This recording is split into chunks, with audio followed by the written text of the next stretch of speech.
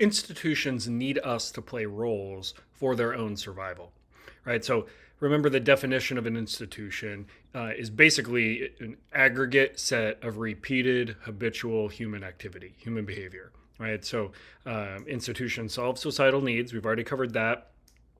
So say there's a brand new group of people somewhere for some reason, right? Or they're on a deserted island. They're starting a society from scratch, and they have a few children. So they need to educate these kids. In the beginning, they might just find a person, maybe it's one of the moms or something, and she teaches, or one of the dads, whatever, teaches these kids whatever they think is helpful for the kids to know. But as the society grows, assuming it's going to survive and thrive, there's increasingly more children of more diverse age groups, right? And so this one person now needs to solve a more complex set of problems for this society. So they might need an assistant. They might need another person. Maybe they need to break the groups into a couple of different ages. Maybe they decide in this society that there's a strict gender role, and so they need to train the boys differently than the girls or something, right? So at a certain point, because they don't want to have to treat this like a novel problem to solve day in and day out, they start to create a kind of standardization. Right? So ultimately, this can lead to a curriculum, or maybe a kind of licensing for the teachers or the trainers, or whatever kind of system they build. So over time, institutions become more formalized. They become more routinized, right? Routine, standardized, if you will, because a society doesn't want to have to solve the same problem over and over again as if it were a brand new novel approach. That would take too much energy. Right? Whenever you're in a situation that you've never been in, it takes a lot more energy. It's a lot more stressful than if you're in a situation you've been in multiple times and you start to have a kind of, standard operation for this thing. Right? The first time I locked my keys in the car and I didn't know what to do. It was kind of stressful. I didn't know if I had AAA. I'm trying to call people to get help.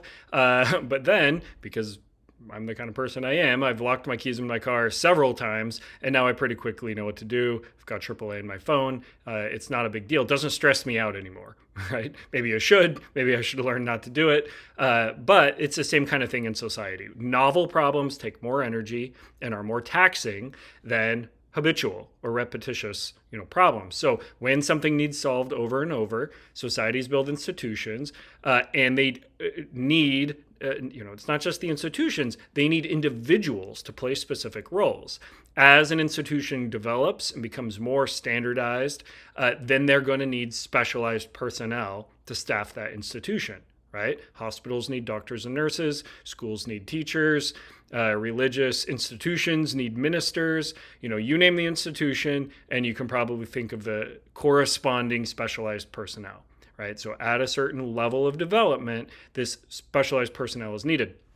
Institutions cannot survive without individual people choosing to play the roles that institution needs for its survival. And that's not just employees, right? So I've mentioned doctors and ministers and teachers, but institutions that are not organizations also need us to play roles, right? So take marriage. For the institution of marriage to survive, there are some expert personnel, maybe like marriage therapists and wedding officiants and things like divorce attorneys. But more than that, the institution of marriage needs individual people to want to play the role of spouse. If the next generation, by and large, is not interested in being anybody's spouse, then the institution of marriage weakens. So its very survival is based on people wanting to play a role. Now, some institutions can try to coerce people into playing that role, but that takes a lot of resources and a lot of energy. People over time are likely to resist, maybe even try to rebel or replace the institution. It draws the institutional legitimacy into question. So it's much more efficient over time if an institution can make us want to play the role. Right? So hospitals need you to want to play the role of patient. It doesn't mean that you enjoy being sick, certainly not, but you realize that playing the role of patient is preferable than not seeking help, right? Or seeking help outside of that institution. So you decide, I'd rather go play the role of patient. Schools need you to want to play the role of student. If every student did it just completely begrudgingly, and it was this totally coercive thing, that would be really bad for the education system and for the institution of schooling itself, right? So society tries to cultivate a desire in us to want to play the roles that correspond to some of the most important institutions that are the pillars of that society. Right, so you could imagine in a different society, there may be an institution that is a pillar of that society, and lots of people in that society will want to play the role of that institution, even if it's one you've never heard of, and therefore you have no desire to play. Right, so this can vary by society based on what institutions are the pillars of that society. But whenever there is a pillar institution, it's not surprising, it's expected that you'll see many, many people in that society wishing to play those roles. And there's a lot of motivations for wanting to play those roles, right? So Max Weber categorizes four main types of non-coercive motives, right? So we're not talking about coercive. No one's putting a gun to your head to be a student or a patient or a spouse. But there's different motivations, and not everybody might have the same motivation for their desire to play the role, right? So he divides it into rational and non-rational motivations. So rational meaning there's costs and rewards, and you see it as a kind of utilitarian advantage to play the role. So there's rational, like direct physical, material costs and benefits for playing the role. Value rational, it's the reward is more intangible, right? It's for your identity. So in this case, say there's two people, they decide they want to play the role of religious adherent to a certain religion. So they're believers, they're participants, what have you. They go to, we'll say, church.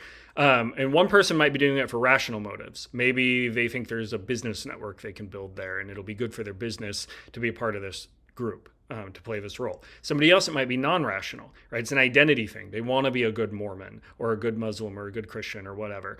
And it's important to their sense of self. And so they do it for the benefits that they receive to their values.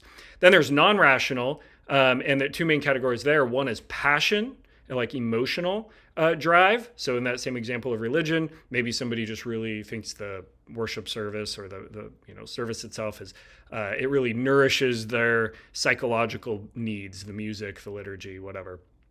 So there's emotive, passion driven, and traditional.